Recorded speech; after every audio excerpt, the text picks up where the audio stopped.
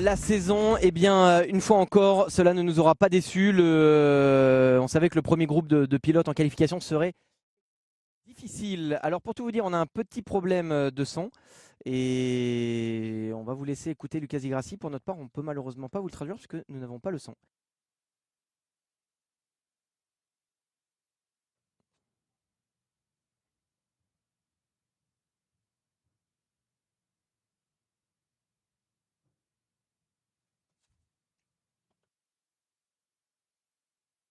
The car felt good and we were able to push to go to start P3. Well, hopefully there'll be more celebrations later on today.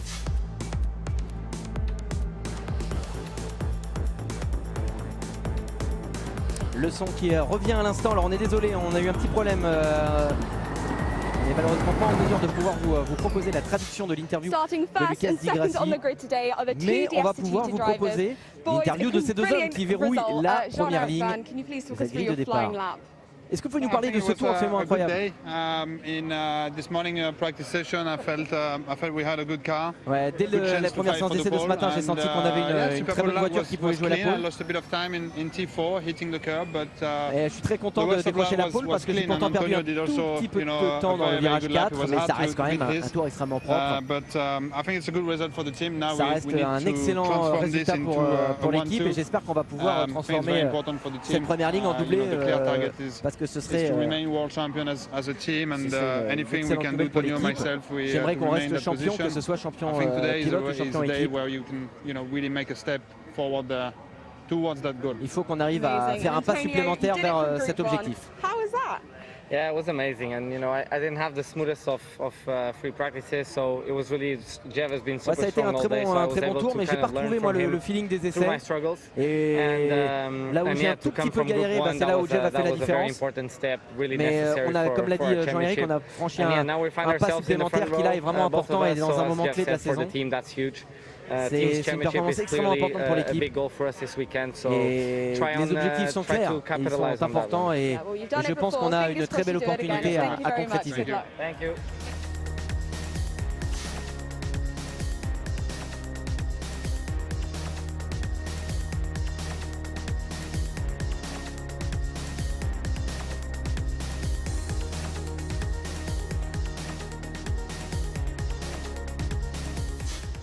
Now we are just moments away from the start of the race here in Berlin. Nous sommes désormais à quelques instants du départ de la course ici à Berlin. La grille est en train de se mettre en place. Les pilotes sont dans leurs derniers préparatifs et les équipes vont maintenant placer leur voiture sur la grille de départ.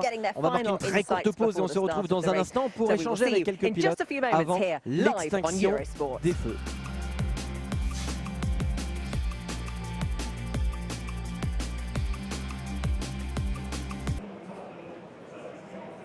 Bonjour à toutes et à tous, soyez les bienvenus si vous nous rejoignez sur la grille de départ du championnat du monde FIA Formula I. C'est la grande finale ici à Berlin sur l'aéroport de Tempelhof. Un double week-end que vous allez pouvoir suivre en direct et en intégralité sur les antennes d'Eurosport. Nous sommes à Berlin où les pilotes vont courir sur le même circuit mais dans le deux sens différents. Un week-end assez exceptionnel que nous allons suivre en compagnie de Nathanaël Berton. Salut Nat. Salut, bonjour à tous. Merci d'être avec nous, Nathanaël Berton, pilote en championnat du monde des voitures de tourisme que vous suivez sur les antennes d'Eurosport au volant d'une Audi, mais qui a également couru en championnat du monde FIA Formula I il y a quelques saisons et qui est donc désormais là pour nous partager son expérience.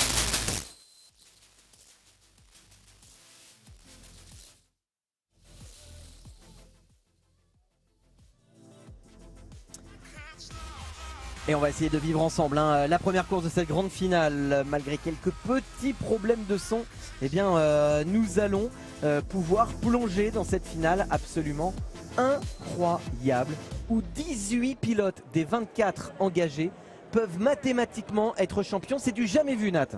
Et ouais, là quand on voit déjà les qualifs, tout est hyper serré.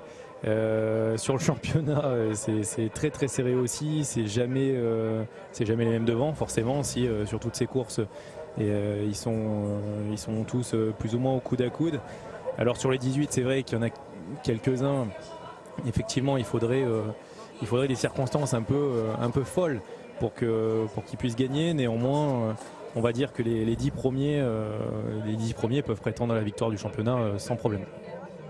Et c'est ça qui va être important. On va avoir une fantastique course avec une première ligne monopolisée par les DS. On va y revenir. Mais ce qui est incroyable, c'est que Nyck de Vries, le leader du championnat que vous avez à l'image, ne partira que 19e sur cette grille de départ.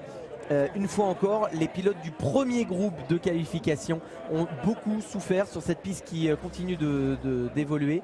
On rappelle que les pilotes s'élancent en qualification par groupe. Ces groupes sont établis dans l'ordre du championnat. Autrement dit, les premiers du championnat sont les premiers à s'élancer sur la piste. Et c'est donc eux qui font un peu office de voiture de nettoyage. C'est eux qui ont la piste la plus sale et la moins...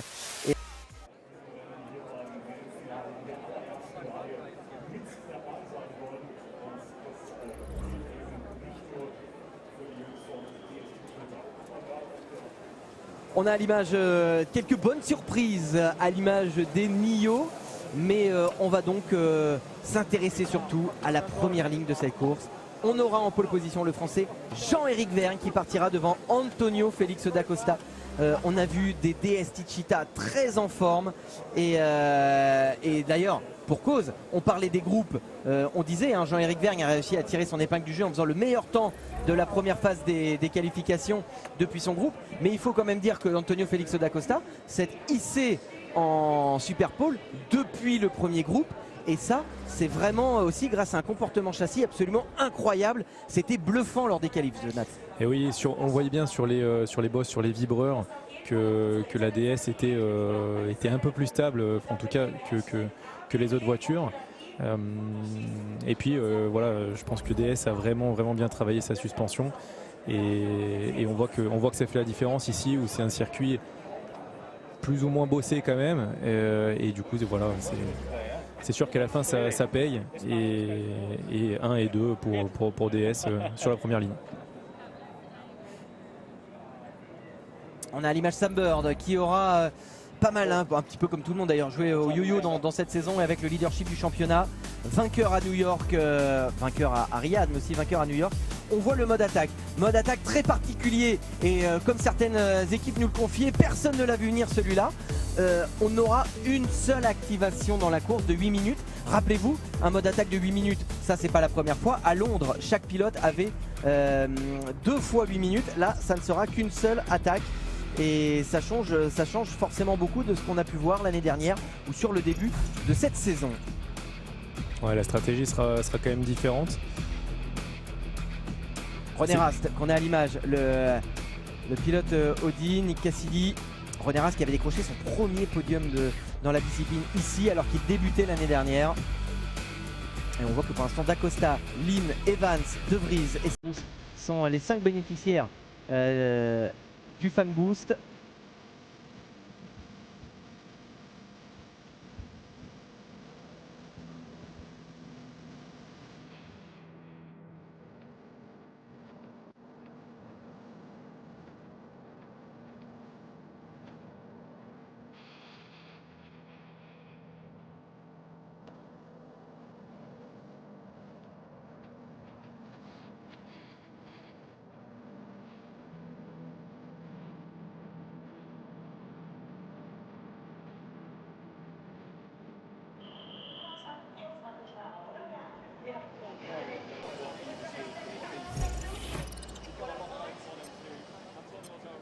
Le départ de la course est dans 15 minutes maintenant pour cette grande finale. On vous le rappelle, c'est une double finale. Nous serons également ensemble demain sur le circuit de Temple Off. Mais demain, nous prendrons le circuit dans l'autre sens. Ça aussi, c'est une nouveauté.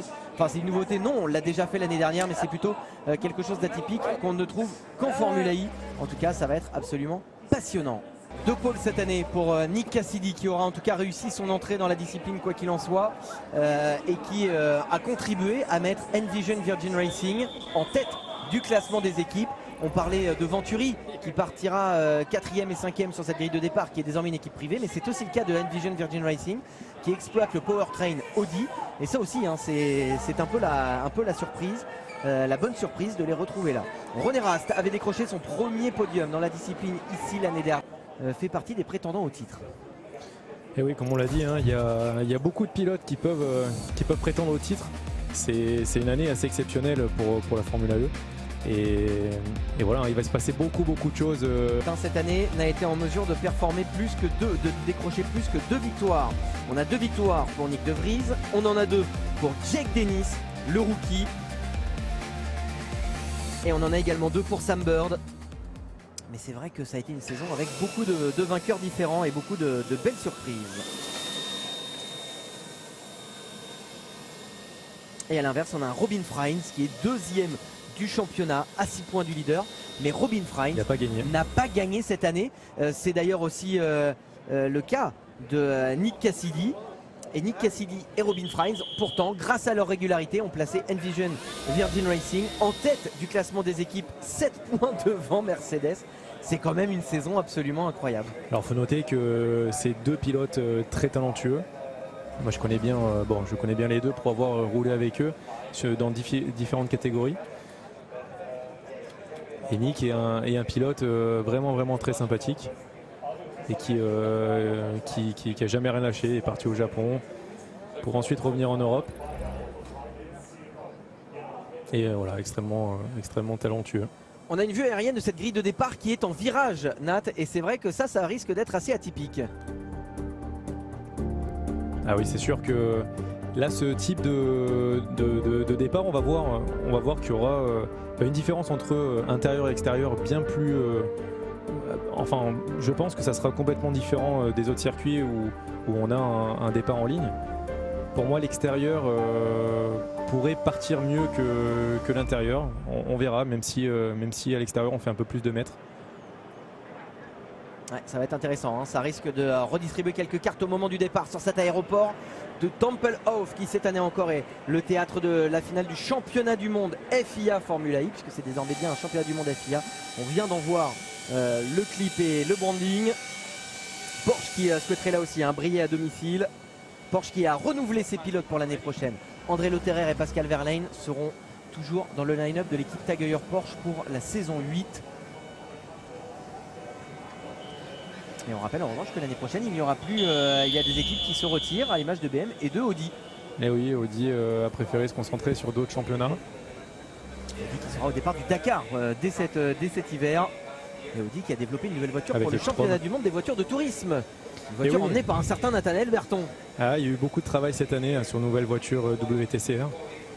On continue encore, on sait que sur les nouvelles voitures, c'est toujours beaucoup de travail et beaucoup de compréhension.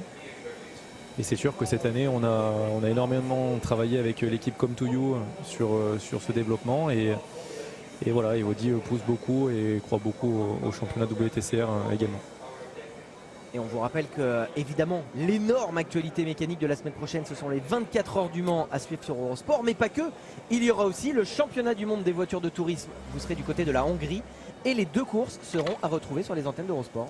Et oui, malheureusement, je ne pourrais pas faire le Mans cette année. C'est une course que j'apprécie énormément et qui me tient beaucoup à cœur. Mais cette année, il y a un clash entre la Hongrie, le championnat WTCR et puis les 24 heures du Mans, malheureusement. Et du coup, ma priorité est au WTCR. Retour sur sa grille de départ où Mitch Evans est en train de se préparer. On se prépare également du côté de Sébastien Buemi qui reçoit les derniers conseils du team principal François Sicard. Vous voyez la relation très proche entre le team principal et son pilote. Et on entend, on est déjà en super pole, c'est déjà un beau challenge et maintenant il faut concrétiser la motivation de François Sicard que vous connaissez, Nathanaël aussi, qui est un très bon atout pour cette équipe Nissan-Idams. Excellent. Ouais. Là on peut voir sur la voiture, vous voyez, il y a une espèce de bâche pour refléter la lumière et pour garder la voiture la plus fraîche possible. On l'a dit, ça sera une des clés ce week-end parce qu'il fait très chaud à Berlin.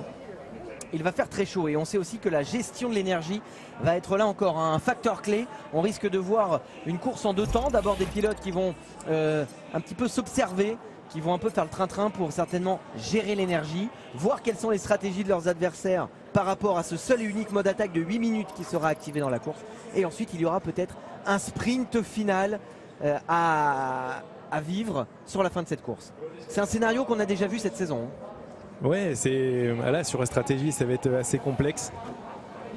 peut-être que ceux qui sont un peu plus derrière sur la grille vont essayer de prendre le mode attaque assez rapidement pour essayer voilà, comme on dit d'undercut les pilotes devant. Ça va être assez compliqué à doubler aussi, hein. Bon, on a vu il y a quand même deux longues lignes droites avec des gros freinages, mais c'est des freinages qui sont en appui. Après il peut y avoir aussi pas mal de rebondissements, hein. Comme on l'a dit, il y en a beaucoup qui jouent le championnat, et donc du coup il va falloir jouer un peu des coudes. Est-ce qu'on peut voir justement des pilotes qui vont essayer un petit peu d'assurer le coup aujourd'hui, de ne pas prendre trop de risques car il y a une course demain, ou est-ce qu'à l'inverse on va voir des pilotes qui dès aujourd'hui vont prendre tous les risques pour rester dans la course au titre, selon vous, de votre regard de pilote? Les 10 premiers, là, chaque point va compter, hein. Donc là ça va être la guerre. Alors pour moi là faut tout donner, hein. Là on part à la guerre. Là on part à la guerre. Et bien voilà, c'est donc 2 jours de bataille intense que nous vous promettons sur les antennes d'Eurosport pour cette grande finale de la saison 7 du championnat du monde FIA Formula I, sur cet aéroport de Tempelhof où il fait extrêmement chaud, où la gestion de l'énergie va être là aussi un facteur essentiel dans les 2 courses de ce week-end.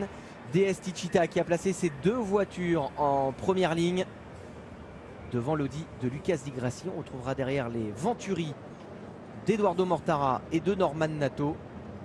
Et là on va avoir une course absolument passionnante. On va en profiter pour prendre une très très courte pause juste avant de revenir sur cette grille de départ et de vivre l'avant-dernier départ de ce championnat du monde de cette saison 7.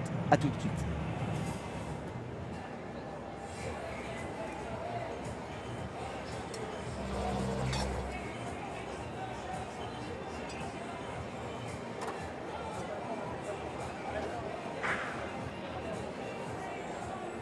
Électrique. Pour la finale du championnat du monde FIA Formula I.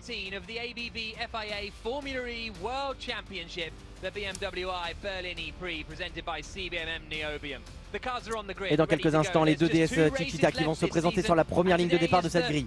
On en découvre la grille depuis l'arrière. Joel Eriksson qui partira dernier avec Robin Freins. Attention à Freins, il est 2e du championnat. Il va falloir remonter tout comme Stoffel Van Dorn, Alex Lynn, vainqueur à Londres, et Nick De Vries, le leader du championnat, qui ne partira que 19e. Vous voyez qu'il y a beaucoup de gros noms à l'arrière. C'était Camara, 18e, 17e place pour Tom Blomqvist. Sam Bird partira 15e, lui qui avait pris les commandes du championnat après sa victoire à New York. René Rast et André Lotterer qui voudront certainement briller aussi à domicile partiront 12e et 14e. Oliver Roland, ça parlons aussi, hein, pour le pilote Nissan Idams. Et vous voyez que les 2 Envision sont au-delà du top 10 alors qu'Envision Virgin Racing est en tête du classement des équipes. Le top 10, on va commencer avec cette BMW de Max Günther. On parlait de Audi qui voulait briller à domicile, de Mercedes, de Porsche, mais il y a bien sûr BMW également. Max Günther, vainqueur à New York, 10e derrière Pascal Wehrlein, le grand malheureux du rendez-vous de Puebla. Jack Dennis, 2 victoires cette saison, impressionnant. Jack Dennis, vainqueur de la première course à Londres et de la 2e course de Valence. Il partira juste derrière Mitch Evans qui a échoué un rien de la Super Pole. Une Super Pole qui a été très animée. On retrouvera Sébastien Buemi, 6e. On le voyait il y a quelques instants recevoir les derniers conseils de son team principal, François Sicard. Il partira juste derrière Norman Nato, 5e. Important pour Norman d'être en Super Pole puisque son volant est en jeu. On sait qu'il est entre autres menacé par Lucas Di Grassi avec le départ de Audi. Mortara partira 4e juste derrière Lucas Di Grassi justement. Le voilà, Di Grassi qui sera donc sans volant, l'ex-champion qui va se voir sur le marché puisque Audi se retire du championnat du monde FIA Formula I en fin de saison. Et la première ligne donc avec le champion en titre Antonio Félix da Costa qui partira 2e juste derrière Jean-Éric Vergne, le français, double champion de la discipline. Ça fait un beau scénario et un beau casting. Ouais, ça va être une course très sympa à suivre. Alors là, vous pouvez voir, certaines voitures laissent un petit mètre entre voilà, la position de départ réelle. Alors ils vont même s'avancer un peu plus, hein. Ils auront même l'occasion de s'avancer sur une place supplémentaire pour chauffer les pneumatiques. Alors en fait ça c'est juste voilà, pour laisser un petit peu de gomme sur la piste. Et le fait de laisser un mètre comme ça, en fait le wheel spin, le patinage dépose de la gomme un petit peu plus loin. Et ça permet du coup de pouvoir partir sur le vrai départ, on va dire, plus rapidement. C'est l'expérience du championnat du monde des voitures de tourisme, Nathanaël Berton, là, qui, plutôt de monoplace. Voilà, plutôt de monoplace. Mais on rappelle que vous avez aussi roulé en Formule I et qu'on imagine que lorsque vous roulez en Formule I, déjà, c'est ça. On voit tous les pilotes qui viennent se placer sur la grille de cet avant-dernier rendez-vous du championnat du monde FIA Formule I, la grande finale ici à Berlin. L'impression qu'il monte, le leader du championnat qui ne partira que 19e.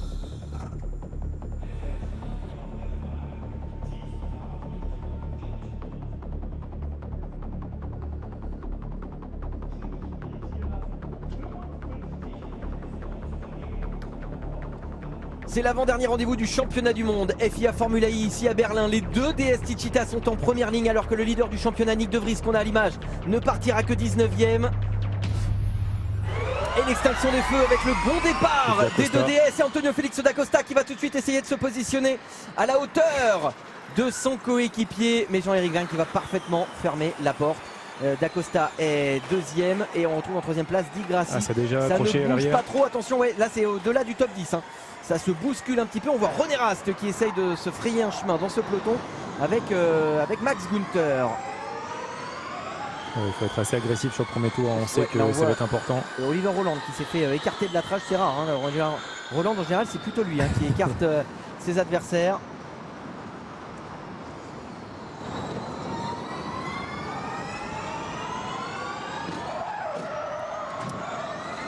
Oh, et ça s'accroche à l'arrière. Ouais, ça s'est accroché derrière.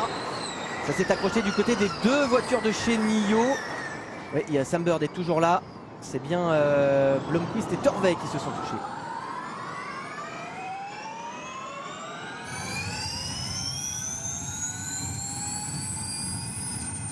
On est embarqué avec Jack Dennis. 2 victoires cette saison dans sa saison de rookie.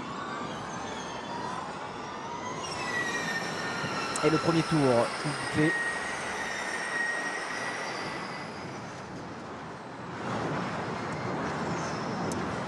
Jack Dennis qui là est en bataille avec la Porsche de Pascal Wehrlein.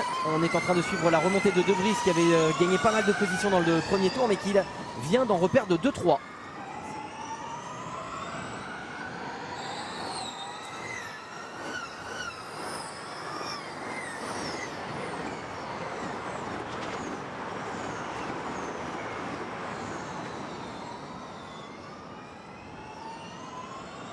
On aperçoit le mode attaque, on le rappelle, qui sera activé une seule fois dans cette course, mais une longue activation. 8 minutes de mode attaque qu'il va falloir activer très intelligemment dans cette course où il fait très chaud, où la gestion de l'énergie sera déjà très importante. En tout cas pour l'instant, comme on s'y attendait, les pilotes qui se neutralisent un peu. Et oui, là ça va être une course. Bon, le premier tour a été un petit peu mouvementé, mais on s'attendait à que ce soit un peu plus chaud.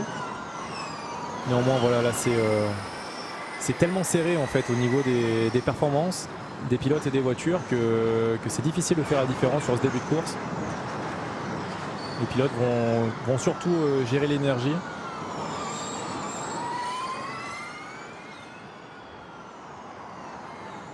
Pas trop de changements dans les premières places. Les premiers sont restés assez sages.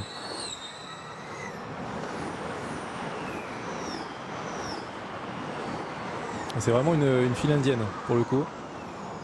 Et on avait le petit blocage là de D'Acosta qui pousse pour rester au contact. Mais ça a tout de suite permis à Di Grassi de se blottir dans l'extracteur du champion en titre. Jean-Éric Vergne devant qui maîtrise parfaitement ce début de course. Et comme il l'a dit après les qualifications, D'Acosta il fait des toutes petites erreurs. Là où Vergne visiblement est plus à l'aise avec l'équilibre de sa voiture et n'en fait aucune. Par contre, ce qui est intéressant, c'est de voir que Di Grassi lifte plus, il relâche l'accélérateur plus tôt à l'entrée des virages pour plus sauver d'énergie, là où D'Acosta peut se permettre de le relâcher un tout petit peu plus tard. Ouais, il a la pression d'Acosta de Di Grassi, donc forcément il peut un peu moins gérer son énergie. Alors normalement, on rappelle que la gestion elle est calibrée, c'est fait en amont dans le simulateur. Le pilote a un bip lorsqu'il doit relâcher l'accélérateur, il a un bip lorsqu'il doit appuyer sur le frein. Le pilote est informé lorsqu'il doit faire les choses. Ces bips, ils se régulent en fonction de la consommation d'énergie, en fonction de la map sur laquelle le pilote roule. Et c'est vrai que Là, on est visiblement sur deux stratégies de consommation différentes entre Da Costa et Di Grassi. Quand on voit l'écart entre Di Grassi et Da Costa, où le pilote relâche l'accélérateur. Oui, alors quand on est en bataille, des fois le bip, on pousse un petit peu. Vous êtes en train de dire que là, il fait ce qu'il veut. Voilà, après, il y a un moment donné, il faudra bien qu'il rattrape l'énergie qu'il a consommée en plus, ça c'est sûr. Mais vu que là c'est un petit peu chaud, il vaut mieux rester deuxième. Alors c'est incroyable, hein. En temps réel vous allez suivre ce championnat où on le rappelle il y a 18 pilotes qui peuvent être titrés. Et vous voyez que actuellement Jean-Éric Vergne et Antonio Félix da Costa sont ex-aequo en tête du championnat. Pour rappel, si des pilotes sont ex-aequo, eh bien c'est le nombre de victoires qui va trancher. C'est la raison pour laquelle Jean-Éric Vergne est marqué premier, parce qu'il s'est imposé à Rome. Meilleur tour maintenant pour Da Costa. Da Costa de son côté il s'est imposé à Monaco. Je crois qu'après c'est le nombre de podiums qui doit officier. Et Antonio Félix da Costa, il a fait une 3e place à New York et à Riyad. Mais Jean-Éric Vergne qui s'est imposé à Rome, on le disait, a fait une 2e place lors de la première course de New York. Ça doit être cette 2e place qui lui donne l'avantage pour l'instant.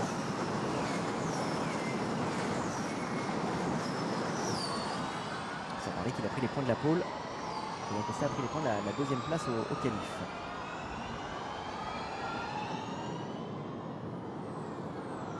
Et on voit que Da Costa a pris quelques longueurs là sur Di Grassi, un peu plus serein.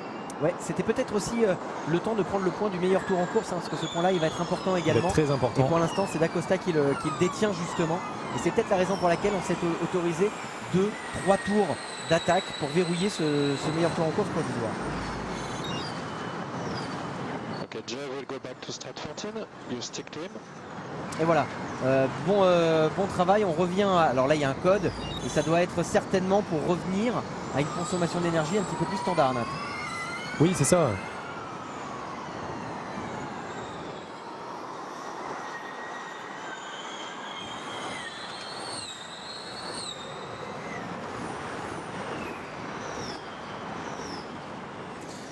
C'est vrai que la gestion de l'énergie qui est au centre de toutes les attentions. Oui, c'est important d'informer les pilotes, surtout dans la même équipe, savoir ce que son coéquipier est en train de faire pour pouvoir avoir la même gestion. Et première activation du mode attaque, André Lotterer. Pour Lotterer. On rappelle qu'il sera activé qu'une fois pendant 8 minutes. 35 kW qui seront ajoutés. 35 kW de surplus de puissance. Alors pour Lotterer, il va falloir doubler Sims assez rapidement et recoller à Rast s'il veut gagner quelques places.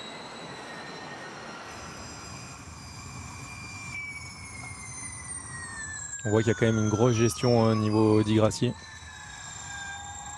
On voit également le message d'adieu de Audi sur le halo de Lucas Di Grassi, puisqu'on rappelle que Audi se retirera du championnat du monde FIA Formula I à l'issue de ce week-end de Berlin, à l'issue de cette saison 7 pour un nouveau défi qui se déroulera sur le Dakar.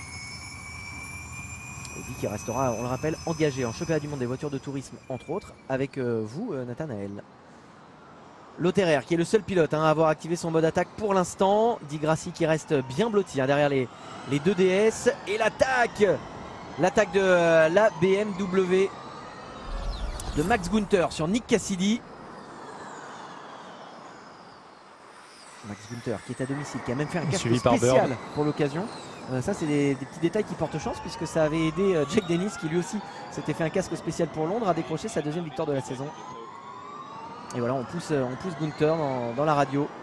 C'est un ingénieur qui le motive un peu là aussi, BMW à la fin de cette saison qui va se retirer. C'est les 2 pertes constructeurs. Ah, c'est dommage, le championnat est beau avec tous ces constructeurs. Alors, meilleur temps en course pour Lotterer. Ouais, avec le mode attaque activé qui vient de remonter 15e. Ce qui va mettre un peu plus de pression sur Jean-Éric ou Antonio. Ce point qui va être important pour le championnat, très très important. Alex Sims qui vient également d'activer ses 8 minutes de mode attaque. Oh, le petit blocage devant d'Eduardo Mortara. Norman Nato, le français, on n'en a pas beaucoup parlé, mais très belle performance en qualification. Norman Nato qui est actuellement 5e de cette course et qui a besoin de briller, puisque la rumeur de le voir remplacé par Lucas Di Grassi chez Venturi ne fait que gonfler. Ah, c'est dommage, il fait plutôt une très belle saison. Il fait une belle saison, mais c'est vrai que cette année on a des rookies qui ont impressionné. On a 2 pôles du côté de Nick Cassidy, on a 1 pôle et 2 victoires du côté de Jack Dennis. Verlaine qui a fait son mode attaque juste au bon moment, il n'a pas perdu de place. C'était très intelligent de le faire à ce moment-là.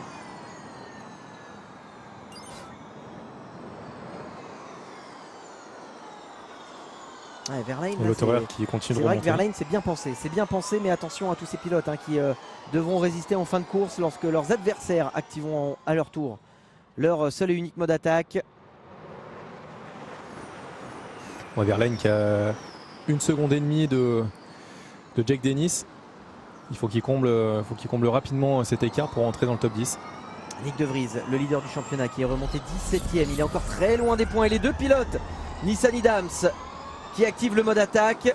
Oh là, attention la touchette entre Roland et Verlaine. Et Roland qui s'impose. On sait que l'anglais au sang chaud est plutôt rude dans le peloton.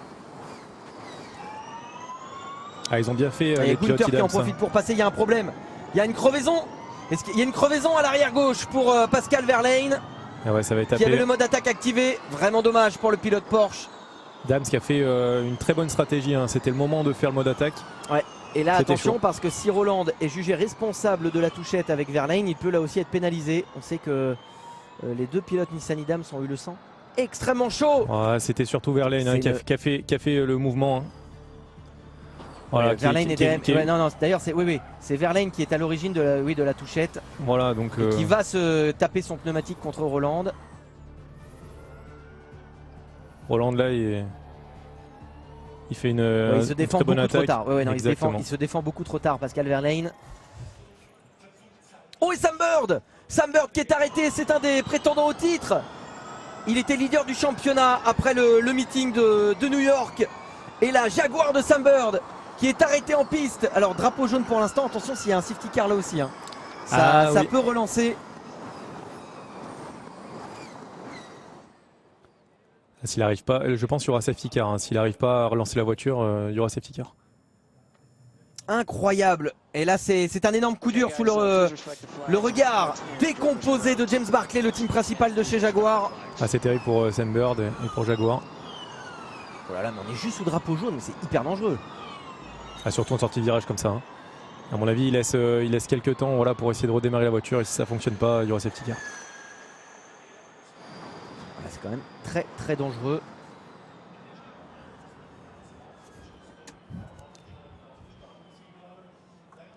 Alors, en sortie en plus, c'est un virage. C'est on est à la le plus sortie rapide du virage 10, c'est là où les pilotes optimisent leur sortie de virage qui conditionne toute la ligne droite des stands.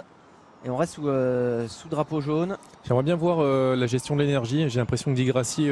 Alors vous savez que la gestion de l'énergie, si on ne la voit pas pour l'instant, c'est normal. Les autres équipes n'ont pas accès à la consommation de l'énergie des adversaires. Et pour éviter que les équipes s'adaptent trop tôt à leur gestion d'énergie, mais surtout à celle de leurs adversaires, eh bien, on ne va leur montrer que lorsqu'il restera 30-40%. Et là, tous les ingénieurs sur place et dans les équipes vont sauter sur leur téléphone pour prendre en photo le classement, les consommations et voir. Et voilà, safety car. Safety car et la voiture de Sam Bird qui est arrêtée. On est désormais sous régime de safety car. On voit les pilotes qui tout de suite relâchent l'accélérateur pour sauver le maximum d'énergie. Voilà. Sur un mode consommation très réduit. Mais normalement, j'aimerais bien savoir quand même l'écart qui peut y avoir entre Di Grassi et les 2 DS. Alors je pense que Jean-Éric a très bien géré. D'Acosta a dû se battre un petit peu plus.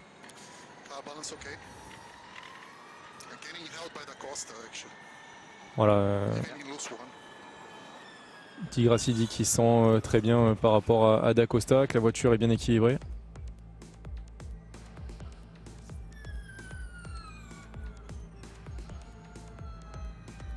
Ah bah là, tout est arrêté. Là, il n'y a plus de power, là tout est arrêté. La voiture qui se coupe. Ah, on voit, c'est terrible.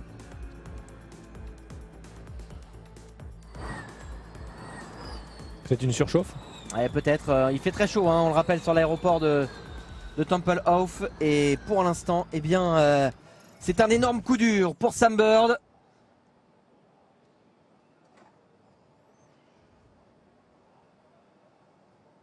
Et la neutralisation hein, qui s'annonce assez longue, hein, c'est l'information qu'on a de la direction de course. On l'aperçoit d'ailleurs, Scott Elkins à l'image. Sam Bird qui est donc arrêté, il va falloir évacuer la voiture de Sam Bird. Pour l'instant, Nyck De Vries est 15e, Robin Frijns est 16e parmi les leaders du championnat. C'est vous dire les changements auxquels on s'attend, les 3 premiers du championnat qui ne sont pas dans les points. Le premier du championnat à être dans les points, c'est Jack Dennis, 4e au classement général, qui est 7e. Mais pour l'instant, l'excellente opération, elle est à remettre aux hommes de chez DS Techeetah. On va en profiter pour marquer une très très courte pause et on va revenir dans un instant pour le restart de cette course.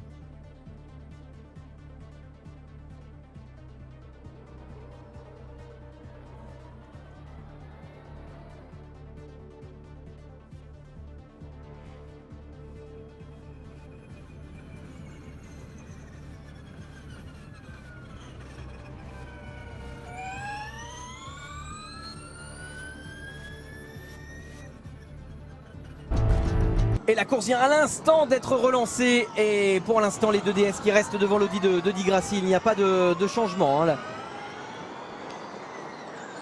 Avec Mortara Tour 4e, Nato 5e.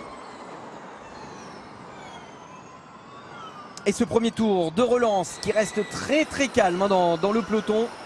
On a vu les quelques modes d'attaque s'épuiser. Et donc on vous le rappelle, il y a eu l'intervention du safety car après un problème technique et l'abandon de Sam Bird. On l'a vu mettre pied à terre dans son garage. C'est terminé pour Sam Bird. Alors que le leader du championnat, Nyck De Vries, est toujours au-delà des points. C'est le cas également de Robin Frijns qui est 2e du championnat. Et le 3e du championnat, on vous l'a dit, Sam Bird a abandonné. 18 pilotes qui mathématiquement peuvent encore être champions et une journée qui n'en finit plus de nous surprendre. Et d'Acosta en temps réel qui aurait le leadership du championnat. Pourquoi? Parce que lorsqu'on avait égalité tout à l'heure, eh bien c'était Jean-Éric Vergne qui à ce moment-là avait le point du meilleur tour en course. Ce n'est plus le cas et du coup, eh bien, d'Acosta serait virtuellement champion, le champion en titre hein, déjà de la discipline. J'espère qu'il n'y aura pas de consigne d'équipe. Oh bah là, ce serait compliqué parce que vous donnez l'avantage à qui? Disons qu'on va. La consigne, c'est de dire faites ce que vous voulez du moment que vous accrochez pas, parce qu'on a aussi un classement équipe dans lequel DS Techeetah pour l'instant est 4e à 17 points hein, seulement des leaders. Et là aussi en temps réel, à mon avis, ça a dû beaucoup bouger. Puisqu'aucun des 2 pilotes de chez Envision Virgin Racing et aucun des 2 pilotes de chez Mercedes nous marque de points en temps réel pour l'instant. Ras qui vient de prendre le meilleur temps en course. Alors il faut savoir que c'est à peu près entre 7 et 8 dixièmes au tour. En tout cas tout de suite de gagner avec le mode attaque.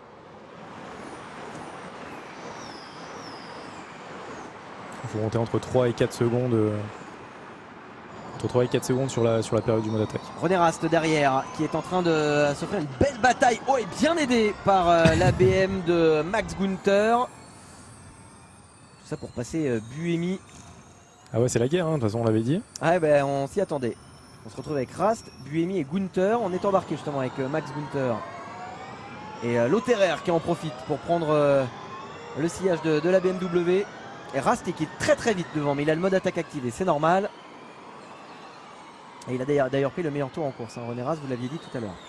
C'est ça, voilà. Donc entre 7 et 8 dixièmes au tour, plus rapide avec le mode attaque, ce qui permet de remonter, de pouvoir doubler un peu plus facilement aussi. Voilà, Rast qui améliore encore son temps au tour. Il passe sous la minute 9 en 1:08.9.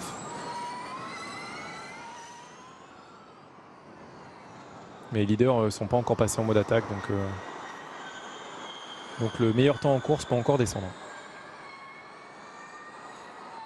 On voit pas mal de crash box aussi qui sont à l'avant, hein, qui sont un petit peu abîmés. Ouais, il y a eu ça a beaucoup frotté dans le départ de cette course, mais là on voit des pilotes qui pour l'instant se neutralisent, observent, attendent que le premier dégaine dans la stratégie pour ensuite que les autres s'adaptent et jouent la stratégie évidemment avec ce seul et unique mode d'attaque de 8 minutes à activer dans cette course. Il faut donc l'activer au bon moment. Si vous l'activez trop tôt, eh bien vous allez être ensuite sous la menace de tous ceux qui l'activeront ensuite. Et à l'inverse, si vous l'activez trop tard, eh bien peut-être que leurs adversaires seront déjà trop devant. Il y a aussi la température de batterie, hein, toujours à surveiller, à maîtriser dans cette course sous la chaleur de Berlin. Voilà, la température de la batterie qui augmente surtout beaucoup avec la récupération d'énergie sur les freins. Plus on a de récupération d'énergie et plus ça fait augmenter la température de la batterie. Et si on veut de la performance tout le long de la course, il faut bien maîtriser cette température. Et donc il y a certains pilotes qui jouent beaucoup avec ça. Il faut être aussi très réactif sur la répartition de freins. Alors on rappelle que maintenant il y a le brake by wire hein, dans ces nouvelles voitures et avec un système qui est plus autonome qu'à l'époque. Vous rouliez l'attaque d'Antonio Félix da Costa, le champion en titre qui prend la tête, qui prend les commandes devant Jean-Éric Vergne qui pourtant disait qu'il était bien. Et pendant ce temps-là, Eduardo Mortara qui a activé son mode attaque. Ça met Norman Nato 4ème, René Rast est remonté 5ème avec le sien. C'est aussi ça hein, où la stratégie du mode attaque. Si vous l'activez trop tôt, vous perdez beaucoup de positions parce que vous êtes encore en paquet. Et si vous l'activez trop tard, les pilotes sont trop loin devant. Mais là, on a vu que Mortara n'avait perdu que 3 positions en activant le sien. Et quand on voit la remontée de Rast, c'est peut-être intéressant.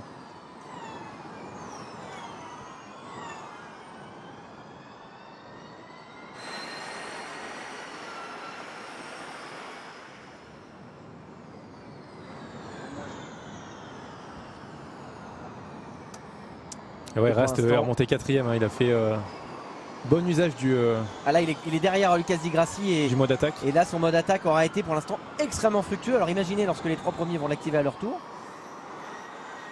Alors après il peut pas être dépassé par les 3 premiers du coup, mais c'est bien, ouais, c'est une très belle remontée de Rast. Ouais, Rast assez impressionnant. Buemi et Gunther, la touchette de tout à l'heure qui est sous enquête. Di Grassi qui attaque Jean-Éric Vergne maintenant. Et Jean-Éric Vergne attaqué par Rast et Norman Nato qui active son mode attaque à son tour. Et c'est la véritable descente aux enfers pour le Français. 2 places de perdu pour Jean-Éric Vergne. Et ça fume, j'ai l'impression que ça fume à l'arrière droit, mais non, c'est peut-être l'image qui était trompeuse. Ah puis Jean-Éric qui va se faire dépasser par Mortara puisque Mortara a le mode attaque. Mode attaque activé par attention à Nato aussi 7ème. Norman Nato qui vient d'activer ses 8 minutes de mode attaque. Norman est en très bonne position, hein. 7ème avec le mode attaque, c'est vraiment bien. Alors il reste 1 minute 40 à René Rast. Voilà, sans surprise.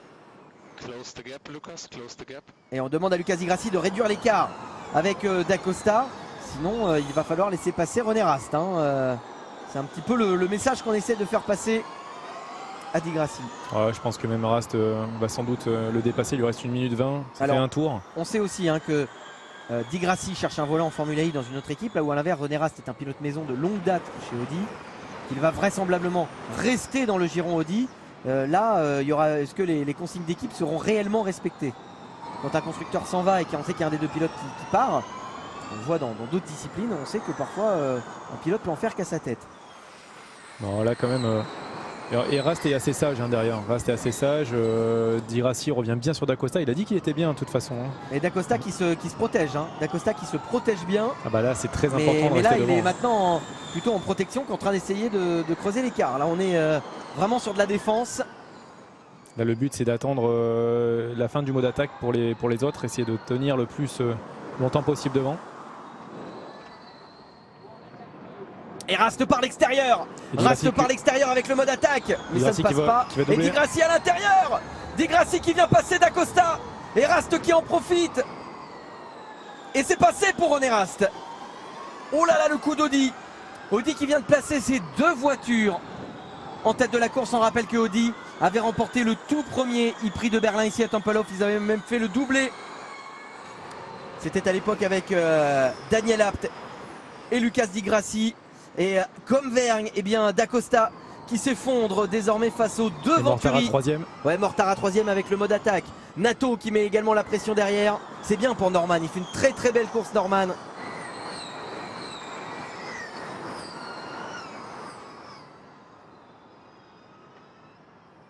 Alors on a une voiture qui rentre, c'est une Mercedes. Une Mercedes dans les stands. Et c'est De Vries. Et c'est le leader du championnat. Le leader du championnat qui s'arrête au stand. Nouveau coup de théâtre ici à Berlin.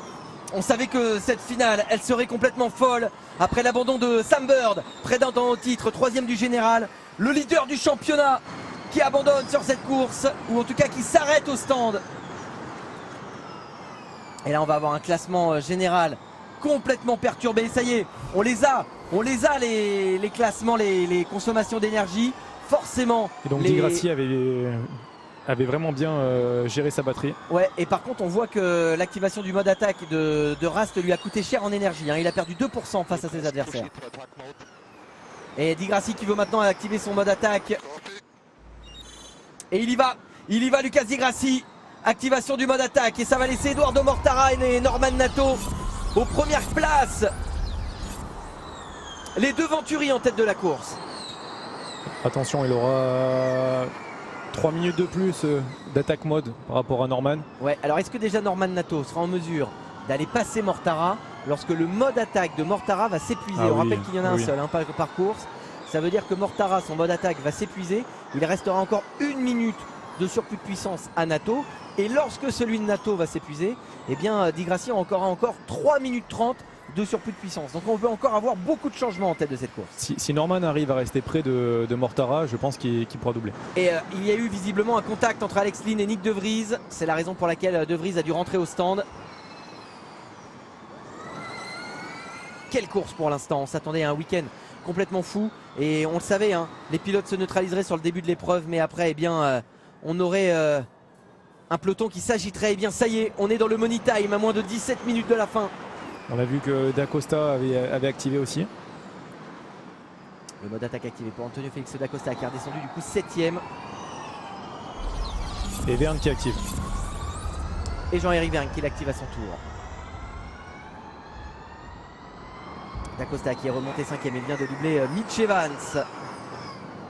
René Rast, le mode attaque est désormais épuisé. Mais là on le voit déjà l'écart devant Antonio Félix D'Acosta. Il était là ce risque de l'activer trop tard et d'avoir les pilotes trop loin devant. Vous en parlez tout à l'heure. Et désormais tous les pilotes quasiment dans le top 10 ont activé leur mode attaque, sauf peut-être Roland. J'ai un doute sur Oliver Roland. Mais sinon tous les pilotes devant ont activé leur mode attaque, hein. Si Roland oui, Roland, voilà. Donc on voit il n'y a que Van Dorn et Cassidy qui doivent encore l'activer. Max Günther à l'intérieur sur Oliver Roland justement. Il a encore son mode attaque activé pour 6 minutes Max Günther.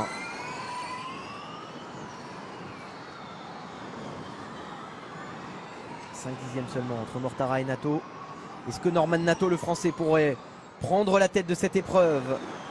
Il en a besoin, lui qui cherche un volant pour l'année prochaine, et ça serait tellement mérité pour Norman. Et en temps réel, Edoardo Mortara est désormais en tête du championnat devant De Vries. C'est incroyable, ça change tout le temps. Et René Rast de remontrer 6ème du classement général. Et ouais, hein, Mortara, il a une belle carte à jouer, hein, qu'il soit premier ou deuxième. Et regardez Vergne qui était en tête tout à l'heure. D'un coup, il redescend 11ème. Oui, parce que Verne est 8ème là tout de suite. Et Bird qui était 3ème du classement général, quoi qu'il en soit, pour l'instant redescend 8ème. Il ne marquera pas de points aujourd'hui, Sam Bird. Alors De Vries est reparti, hein. Il a fait visiblement des réparations. Il a perdu un tour, Nick De Vries. Et DS Techeetah qui prend pour l'instant les commandes du classement par équipe. 1 point devant Envision Virgin Racing.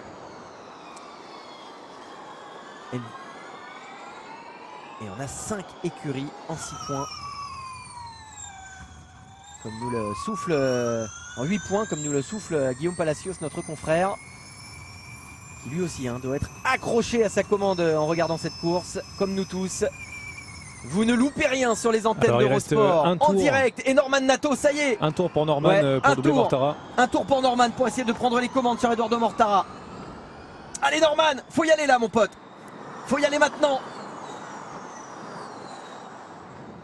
Ah, derrière il est proche, hein. Il est très très proche Di Grassi. Di Grassi qui lui a encore 4 minutes de mode attaque. Ah, Di Grassi c'est quand même le mieux placé là, pour l'instant dans la course. Et derrière un petit peu plus loin on voit Rast sous la menace de Denis, D'Acosta, Vergne et Günther. Là on a un peloton extrêmement dense mais qui est désormais à 5 secondes des Venturi. C'est vous dire si vraiment l'écart s'est creusé. Evans fait une très très belle course aussi. Ouais, mais Evans il est quand même décroché, hein. Evans il est à 4 secondes 4 des leaders, le voilà Mitch Evans. Et là ce peloton, eh bien c'est le peloton de ceux qui ont peut-être un peu trop attendu. Ah ouais, la DS, la stratégie DS n'a pas du tout été payante. Alors est-ce qu'il y a une consigne d'équipe? Est-ce qu'on a demandé à Nato de peut-être de bloquer Di Grassi, parce qu'on sait que si Nato prend la tête, pour le coup Nato ne prendrait pas la tête du championnat, alors que si Mortara reste en tête, eh bien Mortara prendrait les commandes du championnat. Il y a peut-être un vrai travail d'équipe qui est fait du côté de chez Venturi, un travail assez intelligent là. On va peut-être demander à Nato de ne pas doubler. Ouais, de pas doubler. Ici, il peut éventuellement retarder Di Grassi, c'est mieux. S'il peut le retarder encore pendant 3 minutes 07, c'est le reste de son mode attaque, parce que là on voit que clairement Norman Nato, dont le mode attaque est maintenant épuisé, il ferme les portes. Hein. Ouais. Là il ferme les portes, de toute façon c'est la course. Mais ça va être trop dur. C'est trop difficile. Il a trop de puissance, Lucas Di Grassi. Et le voilà qui prend la deuxième place. Allez, Di Grassi sous le regard du team principal, Alan McNish, ex-champion du monde d'endurance, ex-vainqueur des 24 heures du Mans, qui connaît la course parfaitement et qui sait que là, eh bien, son pilote peut aller peut-être chercher les commandes. Il reste presque 3 tours à Di Grassi, à raison de 7-8 dixièmes au tour. Bon, à mon avis, en arrivant ça va être sur difficile cette pour course, Mortara. Di Grassi, il était 14e du championnat. Lucas Di Grassi, il était 14e du championnat en arrivant là. Même s'il gagne aujourd'hui, il ne reprendra pas les commandes. Mais c'est vrai qu'il se replacera dans la course au titre pour l'épreuve de demain. Et par contre, si Di Grassi gagne aujourd'hui, il ne sera plus dans le deuxième groupe, mais il sera dans le premier groupe. Et on sait que dans le premier groupe de qualification, forcément, c'est beaucoup. Troisième groupe, pardon, il était dans le troisième groupe de qualification, Di Grassi. C'est ce qui lui avait donné, entre autres, cette super pole. Mais là, eh bien, il passera du troisième au premier groupe s'il s'impose aujourd'hui, et ça va tout changer demain. On voit que Di Grassi a une très grosse régène, hein. Il met beaucoup moins de freins que Mortara. C'est beaucoup sur la régène. Ça veut dire qu'il emmagasine plus d'énergie, mais qu'il doit un petit peu plus surchauffer la batterie alors. Voilà, et ça va pas l'empêcher d'aller à l'attaque. Et Mortara, impuissant face à Lucas Di Grassi. Di Grassi qui prend les commandes de la course. On reste concentré hein, du côté d'Audi. Il faut maintenant profiter de cette dernière minute 20 de mode attaque pour creuser l'écart. Et Mitch Evans qui est remonté à 2 secondes 8 des leaders. Il est là, Mitch Evans, avec sa Jaguar. Et il lui reste encore 2 minutes 20. Il ne faut pas oublier Mitch Evans. Hein. Le pilote Jaguar qui était 8e en arrivant ici. Ouais, 2 secondes 6. Et si typiquement Mitch Evans remonter deuxième ou premier, là il pourrait se repositionner aux 2 premières places du championnat. Ah, ça le fera pas, je pense. Peut-être qu'il pourra rejoindre le groupe. Et je le vois pas en 2 minutes. En 2 minutes, il peut quand même remonter Norman Nato et Eduardo Mortara. Hein. Ça va être dur d'aller chercher Di Grassi par contre. Ah oui, il a 1 seconde 3 maintenant.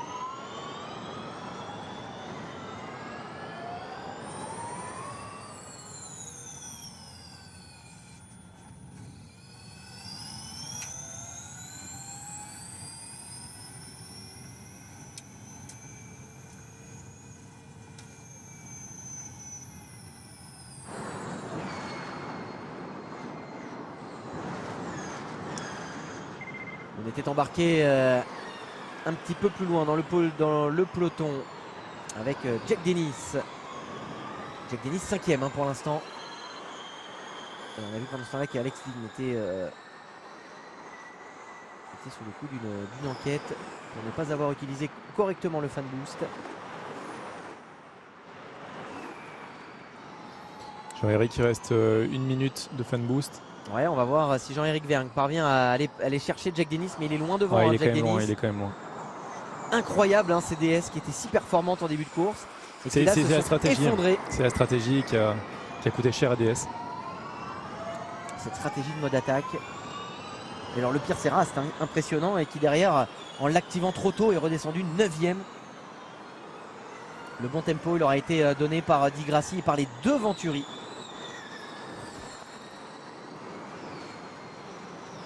Et Mitch Evans, ça y est, il a fait le contact, il lui reste encore 25 secondes. Ça lui suffit pour aller chercher Norman Nato. Oh, il se loupe Mitch Evans. Et ça, c'est quelques secondes qui vont coûter très cher au pilote Jaguar. Attention parce que Jack Dennis derrière, il est stratosphérique avec la BMW. Il n'a plus de mode attaque et il est plus vite que Mitch Evans avec le mode attaque.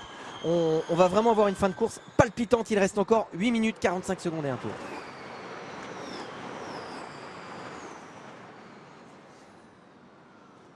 Ouais, Norman qui défend très bien là sur. Et ça y est, le mode attaque est épuisé sur Evans. Ah, il a grillé sa carte. Et pourtant il va pas se laisser faire. Le regard anxieux du bord de chez Venturi. C'est passé. Ouais, c'est passé pour Mitch Evans. C'était tout juste, hein, mais c'est passé. Et on a Jack Dennis derrière qui ne perd pas de temps et qui se positionne, mais à l'extérieur, pour essayer de croiser la trajectoire. Ouais, mais il sait que c'est pas forcément valable à cet endroit-là. Et là, il va retenter de croiser la trajectoire cette fois pour optimiser sa sortie de virage et le passer en ligne droite. Mais Dennis qui est vraiment vite. Hein. Il est vite, hein, Jack Dennis. Hein. Là, on peut avoir un Jack Dennis qui pourrait aller chercher un 3e podium cette saison. Et là, Jack Dennis, il est 4e du classement général. Il est en train de faire un coup absolument énorme.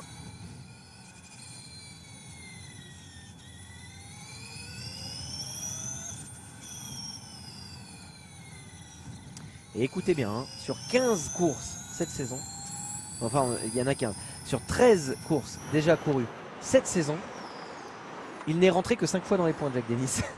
Il a chaque fois marqué des gros points. Dans les 5 fois qu'il est rentré dans les points, il y a 2 victoires. Et peut-être encore un podium.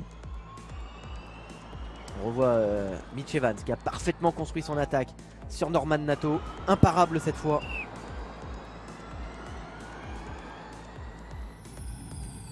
Ah, c'était le moment jamais pour doubler pour Evans. C'est dommage pour Norman. Mais bon, il reste encore un peu de temps.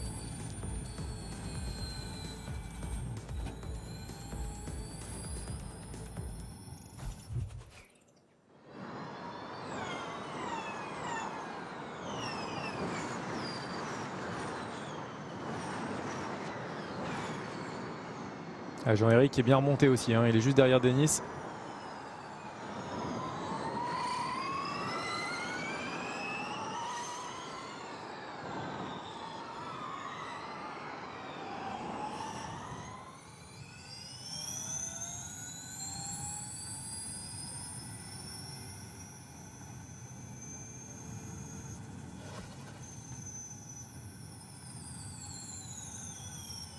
On voit Dennis qui a bien géré son énergie. Evans un petit peu moins bien.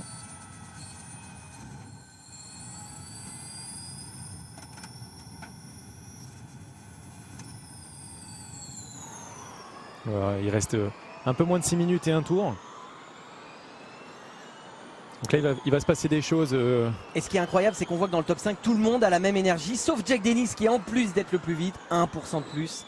1% ça fait quasiment un demi-tour. Ça peut jouer sur la fin de course. Ça peut jouer sur le dernier tour, hein, et ça peut être absolument énorme. Parce que là il reste 5 minutes et un tour. 15%, ça me semble très peu, hein, la Norman. Ça me semble... non, Nathanaël. Parler de Norman Nato. Mais Nat, 15%, ça me semble très très peu. Hein. Oui, après le tour est très petit. Hein. Il fait un peu plus de 2 km, 2 km 3.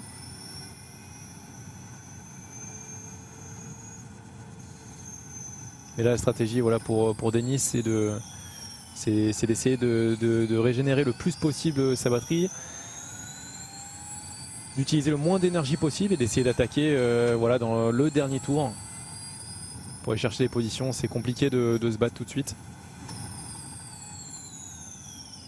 On voit qu'il y a quand même pas mal de régène. Hein, ouais, c'est intéressant, on voit d'abord qu'il lift, c'est-à-dire qu'il relâche l'accélérateur.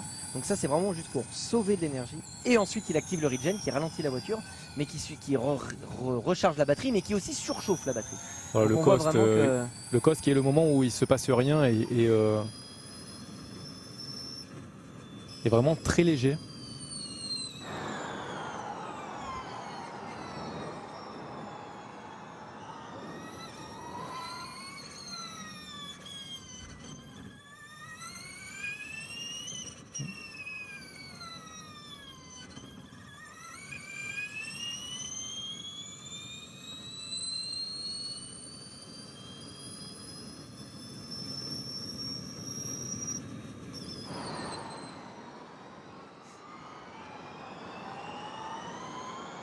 Norman qui est au contact Norman qui reste au contact de Mitch Evans parce qu'il sait que maintenant que le mode attaque est épuisé, il y a peut-être une opportunité.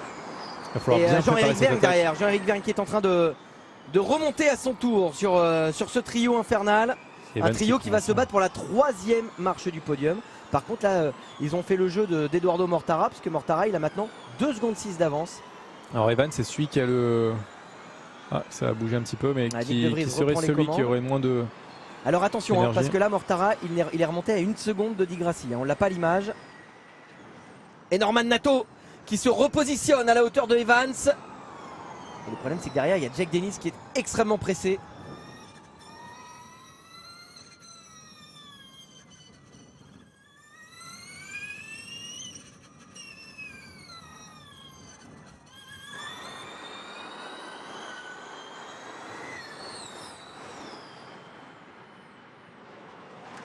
Ah, ça va être chaud là, c'est 3 derniers tours. Ouais, ça va être très très chaud. On voit Evans qui bloque, qui essaie de fermer les portes un petit peu partout pour créer un petit peu le bordel, comme on dit. Il veut surtout derrière. essayer de protéger la 3e marche du podium qu'il occupe actuellement. On est embarqué avec Norman Nato. Et Nato toujours sous la menace de Jack Dennis. Et ouais, c'est exactement ce qui se passe quand Evans ralentit devant. En fermant les portes, et ben du coup ça peut créer des opportunités pour derrière. Ouais, et Jack Dennis qui est pas content parce qu'il dit que Nato se décale trop tard. Ouais, il essaie de protéger sa position, alors peut-être un peu tard.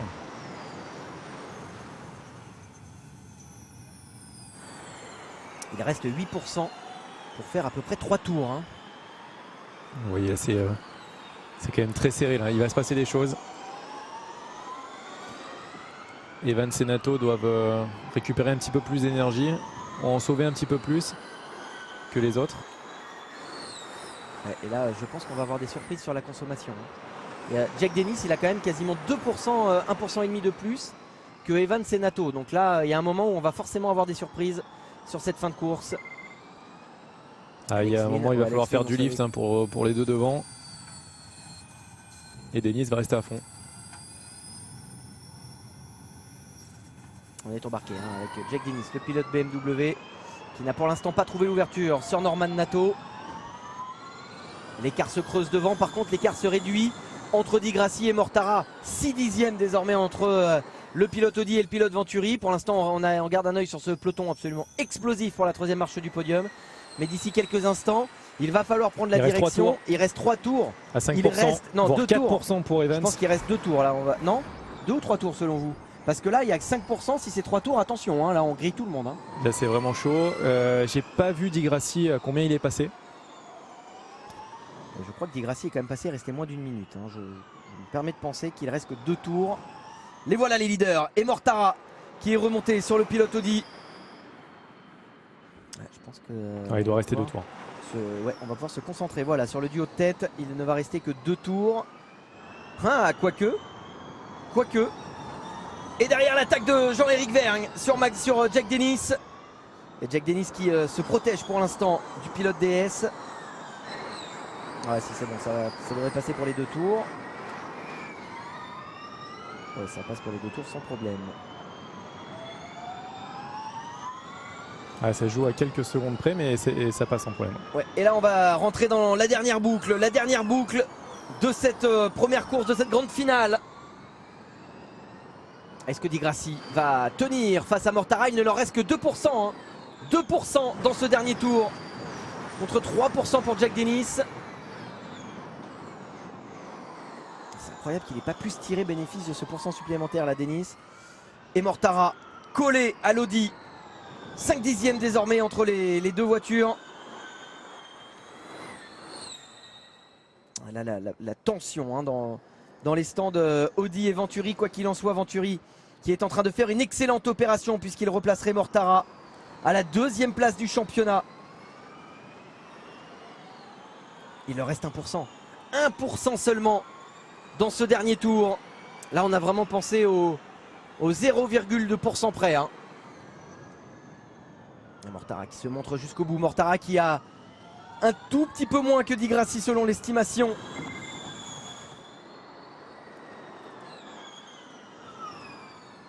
Il va essayer, on a vu, il va au large pour essayer de croiser la trajectoire. Et sur la ligne, Edoardo Mortara, est-ce qu'il va réussir à passer Di Grassi? Il va accélérer sur la ligne et non! Victoire de Lucas Di Grassi sur Edoardo Mortara. Di Grassi s'impose devant Edoardo Mortara. Cette victoire qui lui avait été supprimée à Londres, eh bien il prend sa revanche aujourd'hui. Très belle victoire d'Audi. Deuxième victoire de Di Grassi après celle de Puebla.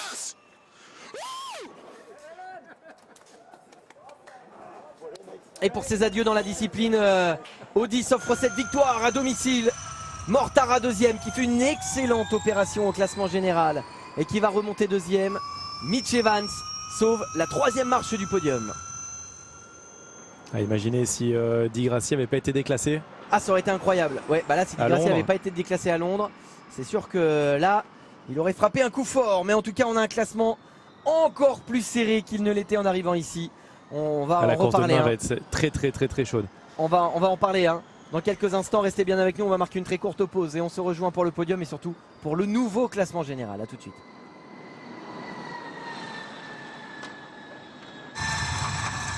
Après cette première course de la finale de Berlin, complètement folle. Nyck De Vries reste en tête malgré son abandon aujourd'hui. Nyck De Vries est donc toujours le leader du championnat alors qu'il ne marque aucun point. Mais derrière, ça remonte fort et ça se resserre. On va retrouver donc en deuxième place Edoardo Mortara qui, grâce à sa deuxième place, remonte à 3 points. Jack Dennis qui termine 5e aujourd'hui, passe 3e du championnat à 4 points de De Vries.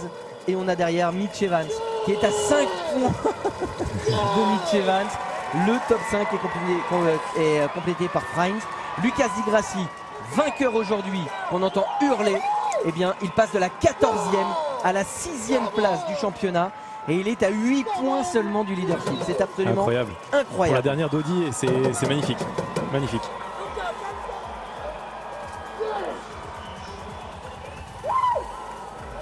Audi est toujours très bon en stratégie. Ouais, là Audi qui a fait un excellent coup.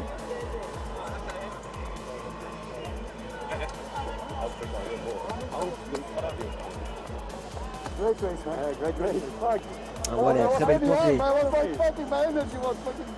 Et ouais, Di Grassi qui dit j'étais tellement focus sur mon énergie, j'ai pas vu que t'étais remonté à la fin.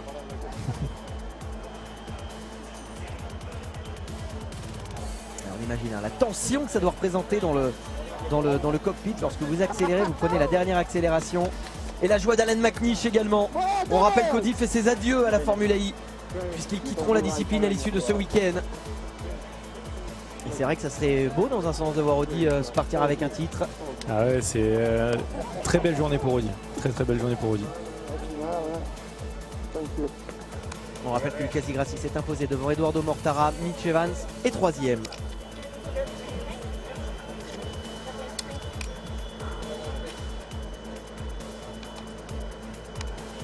Hop, on enlève la radio.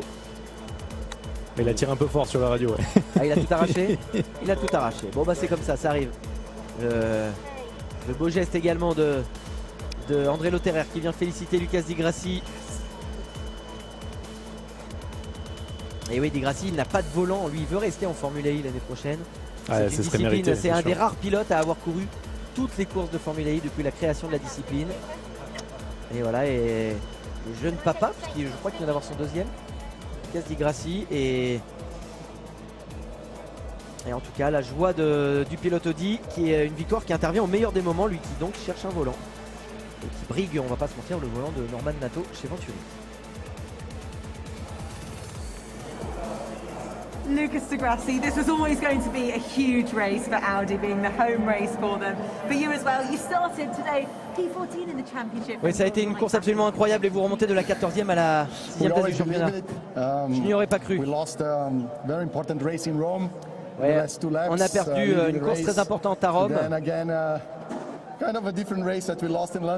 on a perdu une autre course assez différente à Londres.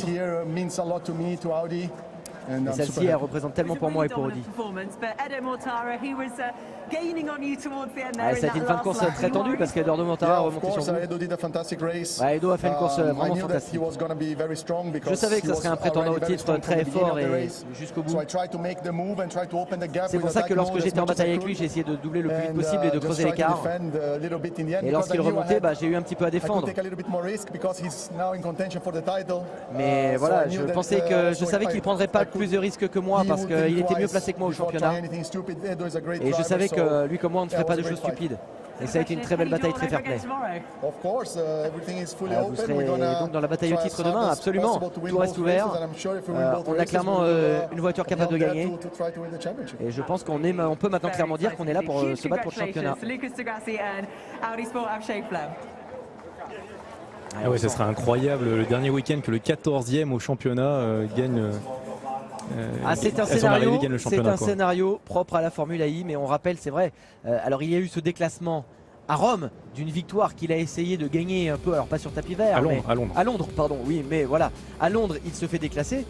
Mais n'oublions pas qu'à Rome, en revanche, il avait une course gagnée lorsque son arbre de transmission a cassé. Et c'est vrai que c'était là par contre pour le coup un ça fait 50 points c'est énorme. 50 points c'est énorme. Alors à l'inverse il gagne à Puebla lorsque Pascal Wehrlein est disqualifié.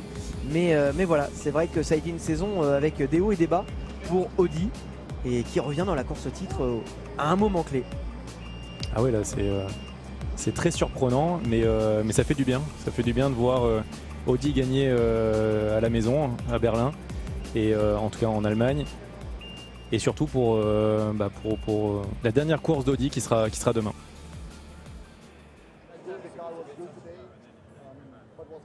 Ade Mortara, huge congratulations from P4 to finish on the podium. Félicitations de la 4e place pour terminer 2e. Et une belle opération en championnat.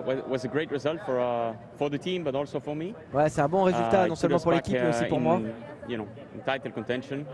On est clairement dans la course au titre pour demain et ça c'est génial. The weird thing is that we have to stay quite grounded and not be too happy because we have still to work a lot for tomorrow. Il faut qu'on soit heureux, mais il faut qu'on reste concentré sur demain. Il y a le plus dur du travail à faire demain. Vous avez déjà fait une excellente qualification. Mais alors la course a été absolument incroyable. Vous avez même réussi à mettre en difficulté Di Grassi jusqu'au bout pour la victoire. Est-ce que vous étiez content de votre voiture? Même généralement cette année on a eu des très bonnes courses. La voiture a bien progressé. Et je suis de plus en plus confiant lorsque je vais sur les courses. Et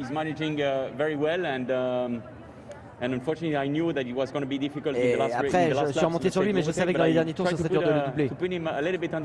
Je l'ai mis sous pression, mais je savais que...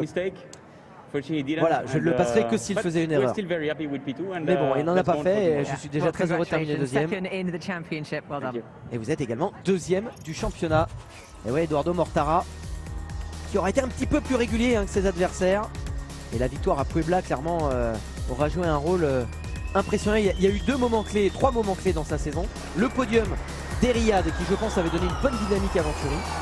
La victoire à Puebla, qui les a mis en tête du championnat. Et là, c'était vraiment le gain de confiance qu'il leur manquait pour désormais se placer dans la course au titre. Et cette 2e place qui représente énormément pour l'équipe dirigée par Suzy Wolf et qui a également l'ancien pilote Jérôme D'Ambrosio comme consultant.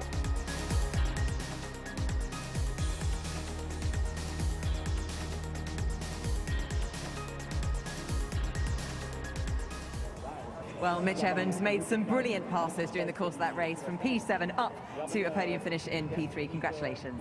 Thanks, Nikki. Yeah, it was a good race. We had strong pace pretty much throughout the whole race, which was nice. It was just obviously trying to find the right time to do the long attack. Ça a été une très bonne course. Il fallait trouver le bon moment pour passer, pour activer le mode attaque. Mais je pense qu'on l'a activé un petit peu tôt et derrière j'ai dû sauver pas mal d'énergie pour me battre pour le... Et ce qui m'a mis en position délicate pour me battre pour le podium. Je suis très heureux d'avoir réussi à sauver ce podium, mais surtout très heureux de prendre des gros points pour le championnat. Vous êtes donc paré pour la course au titre demain, oui, je pense. Il faut déjà qu'on arrive à aller en Super Pole et je pense que demain on peut faire quelque chose d'intéressant. 4e au championnat, Mitch Evans. Là aussi, c'est des pilotes qu'on retrouvera dans le premier groupe demain. C'est donc eux qui auront un peu plus de difficultés lors de la première phase des qualifications. Alors attention, la piste n'est plus verte, n'est plus green comme on dit. Maintenant la piste est un peu gommée, alors c'est sûr que on va la prendre dans l'autre sens, donc à voir l'impact que ça aura demain. Et puis ça sera aussi plus tard dans la journée, donc il fera aussi plus chaud. Est-ce que ça va avoir une grosse incidence sur la performance? Je pense que ça va être intéressant demain, les qualifications.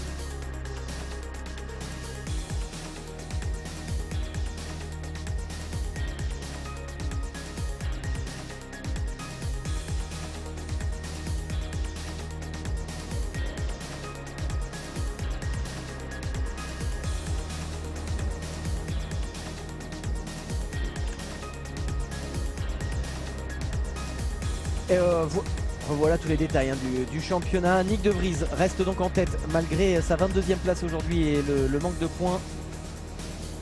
Mais il est donc remonté par Mortara hein, qui n'est plus qu'à 3 points. Il y a exactement 7 pilotes dans un gap de 10 points. René Rast qui est 12e à 20 points seulement de Nyck De Vries. Ah, c'est fou.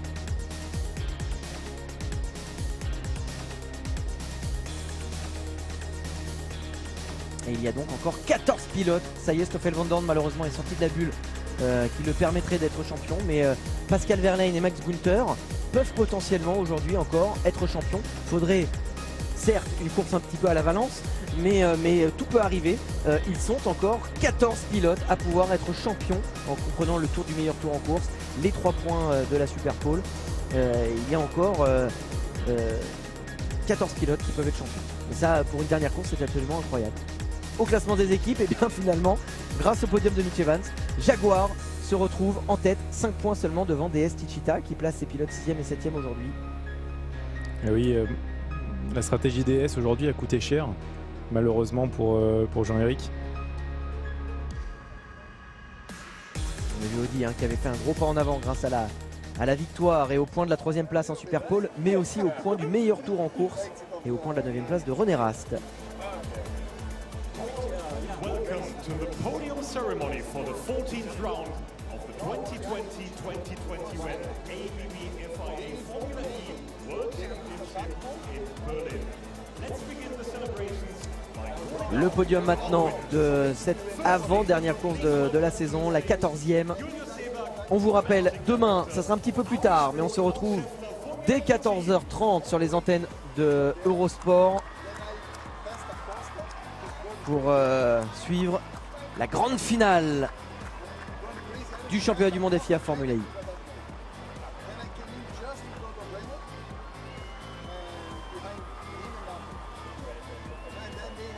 La joie dans le clan Audi, victoire à domicile.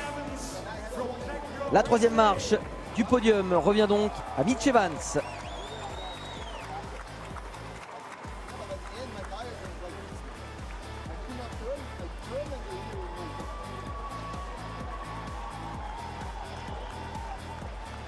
Alejandro Agag, fondateur de la Formule I qu'on voit ici, féliciter Mitch Evans. Evans est 3e, la 2e marche du podium pour celui qui se repositionne peut-être le mieux dans cette course au championnat, Eduardo Mortara, 2e.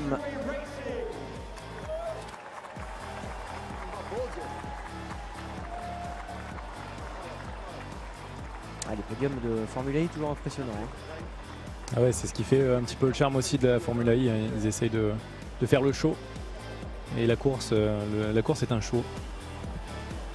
Un spectacle en tout cas réussi. Également côté de Lucas Di Grassi.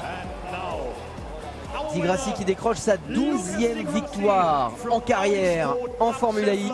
Il n'est plus qu'à un succès de Sébastien Buemi, qui est le plus grand victorieux de l'histoire de la discipline pour l'instant.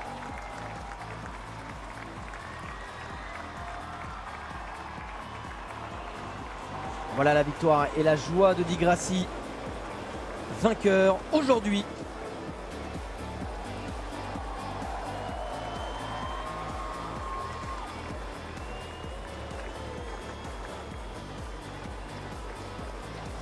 Et on va tout de suite écouter l'hymne brésilienne pour honorer la victoire de Di Grassi. Now, the national anthem of the winning driver from Brazil.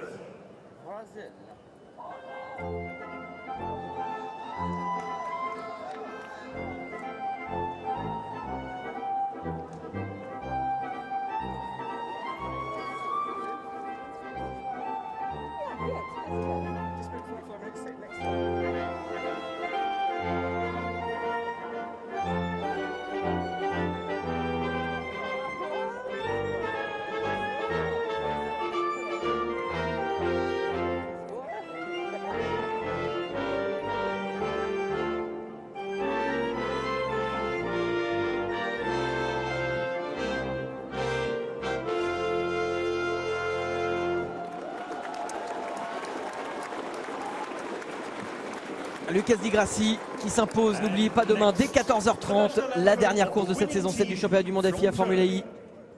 Nous avons cela l'hymne allemande pour honorer la victoire d'Audi.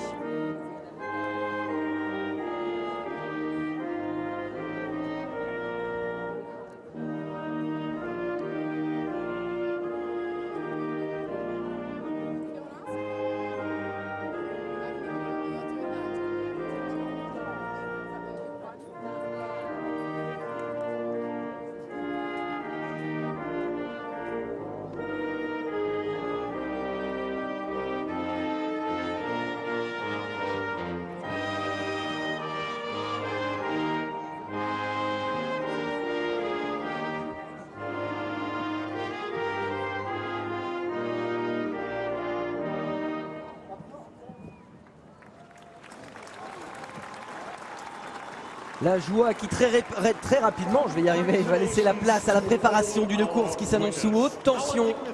Demain, merci d'avoir été avec nous, Nathanaël Berton. Eh bien, c'est toujours un plaisir de commenter avec toi, Adrien.